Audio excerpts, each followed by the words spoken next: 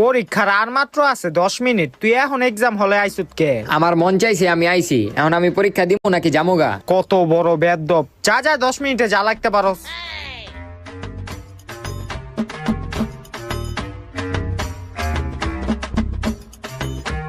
কি রে তুই এটা কি করতাছস? বেঞ্চে পাওয়ার আছিস কে লেগা? তোর পরীক্ষা তুই দে। এই তোকে পরীক্ষার টাইম শেষ, খাতা দে খাতা দে। স্যার এই যে। স্যার নেন খাতা। কি রে তুই কি বই এই থাকবি, খাতা দিবি না? এলন কি রে তুই দিয়ে হুদা নাম রোল রেখা বইয়া রইছ, বাকি উত্তর কে লিখবো? বাকি উত্তর আপনি লিখবেন।